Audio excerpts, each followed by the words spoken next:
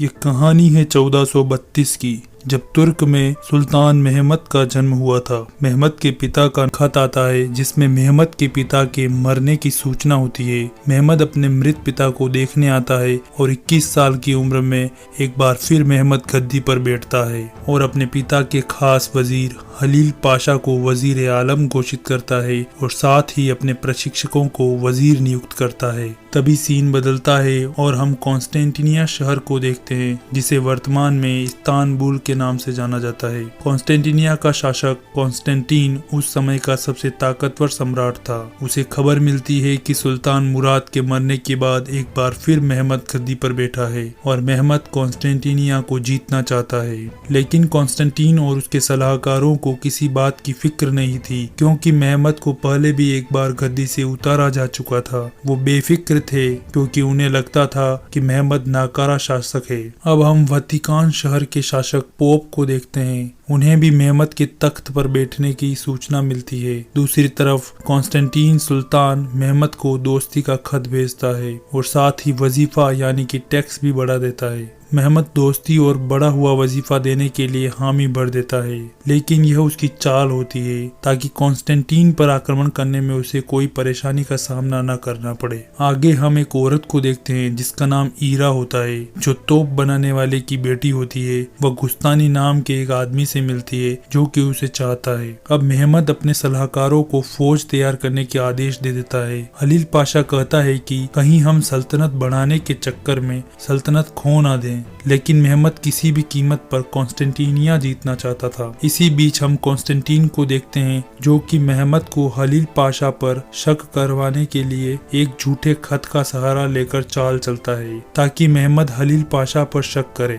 लेकिन ऐसा नहीं होता और मेहमद कॉन्स्टेंटीन की चालबाजी समझ जाता है और हलील पाशा को बताता है कि मुझे आप पर कभी शक नहीं था, नहीं तो आप जिंदा ना होते। अब मेहमद खुले तौर पर कॉन्स्टेंटिनिया को टैक्स की राशि देने से मना कर देता है और कहता है कि कॉन्स्टेंटीन को सूचना भेज दो कि अब हम टैक्स नहीं चुकाएंगे। और अब वो कॉन्स्टेंटिनिया के व्यापार के रास्ते के बीच एक नया किला बनवाता है जिसकी मदद से वो कॉन्स्टेंटिनिया के व्यापार और उसको पहुंचने वाली मदद को रोक सके। जब इसका पता कॉन्स्टेंटीन को चलता है तो वो मेहमद से युद्ध की तैयारी शुरू कर देता है और मेहमद को किला बनाने से रोकने के लिए खत लिखता है और साथ ही अपने भाइयों को मदद के लिए खत भेजता है। लेकिन मेहमद कॉन्स्टेंटीन के भाइयों को मरवा देता है। अब हम देखते हैं कि ईरा के पिता को कॉन्स्टेंटीन का सलाहकार अपने महल बुलवाता है और उसे युद्ध के लिए तोप बनाने के लिए कहता है, लेकिन वो मना कर देता है क्योंकि वह देश में शांति चाहता था, ना कि जंग। ईरा के पिता को सोचने के लिए सुबह तक का समय दिया जाता है, लेकिन ईरा और उसके पिता कॉन्स्टेंटीन से बचने के लिए सुबह होने से पहले ही वहां से निकलने वाले होते हैं कि कॉन्स्टेंटीन के सैनिक उसे पकड़ने आ जाते हैं।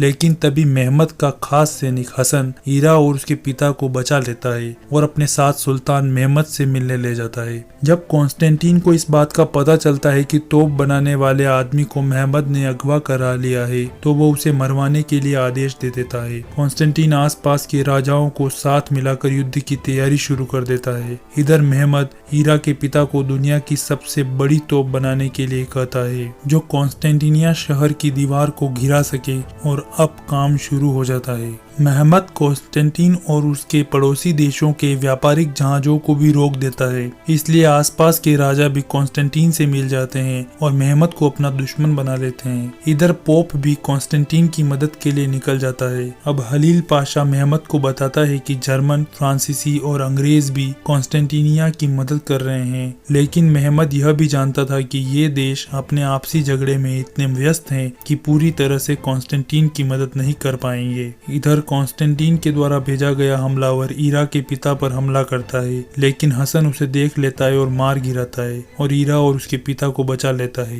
अब उस समय की दुनिया की सबसे बड़ी तोप तैयार हो चुकी होती है। मेहमद तोप लेकर युद्ध पर निकल पड़ता है। दूसरी तरफ से भी युद्ध की तैयारी शुरू हो जाती है। 1453 को युद्ध के मैदान में दोनों सेनाएं आमने सामने होती है और अब युद्ध शुरू हो जाता है। तीरों की बौछारें दोनों ओर से शुरू हो जाती है। तभी शाही तोप से किले की दीवार में में सुराख कर दिया जाता है। सैनिक सुराख से अंदर जाने के लिए आगे बढ़ते हैं, लेकिन कॉन्स्टेंटिनिया की सेना उन्हें आग के गोलों से रोक देती है और सुराख को बंद करने में लग जाती है। वो सुराख बंद करने में कामयाब रहते हैं। शाम होते ही युद्ध थम जाता है। मेहमत की फौज बुरी तरह से जख्मी हो चुकी होती है। अब मेहमत नई चाल चलता है और अगले दिन युद्ध नहीं करता और सुरंग खोदकर किले में जाने का प्रयास करता है। इधर कॉन्स्टेंटिनिया के शासक और उसके साथी सोचते हैं कि मेहमत डर गया है। सुरंग का काम चल रहा होता है, लेकिन सुरंग बीच में ही धंस जाती है और धंसने से कॉन्स्टेंटिनिया के सैनिकों को सुरंग खोदने का पता चल जाता है, इसलिए वो भी उन्हें रोकने के लिए सुरंग में उतर जाते हैं। लेकिन जब मेहमत के सैनिकों को यह पता चलता है कि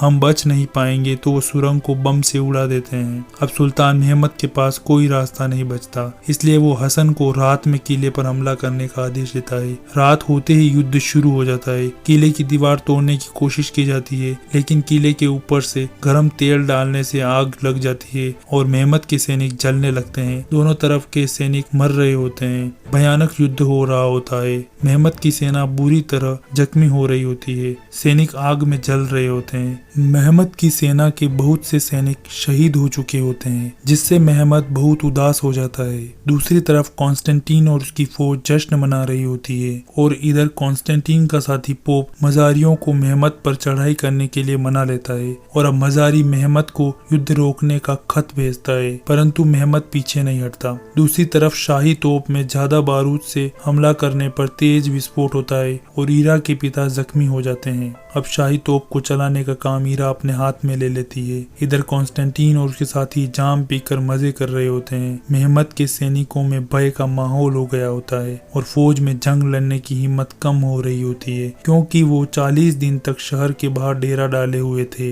अब मेहमत गहरे शोक में डूब जाता है। वह बहुत निराश हो जाता है और कई दिनों तक अपने खेमे से बाहर नहीं आता। ये सब देख मेहमत के उस्ताद को बुलाया जाता है, जो मेहमत को समझाते हैं कि तुम हार नहीं मान सकते, तुम्हें अपने आप को और अपनी सेना को संभालना होगा और फिर से नए जोश के साथ युद्ध के लिए खड़ा होना होगा। अब मेहमत युद्ध का एक नया रास्ता खोजता है और शहर की दूसरी तरफ से हमला करने के लिए तैयार हो जाता है, जिस तरफ शहर की दीवार सबसे कमजोर थी। इसका पता जब कॉन्स्टेंटीन को चलता है तो वो भी अपनी फौज को दूसरी तरफ भेजने की तैयारी शुरू कर देता है। अब मेहमत अपनी फौज का हौसला अफजाई करता है, उनमें नया जोश भरने लगता है। एक बार फिर मेहमत की सेना युद्ध के लिए तैयार होती है और युद्ध शुरू हो जाता है। इस बार शाही तोप दीवार गिरा देती है और मेहमत की फौज शहर में घुसने में कामयाब हो जाती है। अब हसन और गुस्तानी आपस में लड़ने लगते हैं। गुस्तानी कॉन्स्टेंटीन की मदद कर रहा होता है। इन दोनों में भयंकर तलवारबाजी होती है और अंत में हसन गुस्तानी को मार देता है। हसन किले पर अपना झंडा लगाने के लिए जाता है। सैनिकों द्वारा उसे तीरों से छलनी कर दिया जाता है,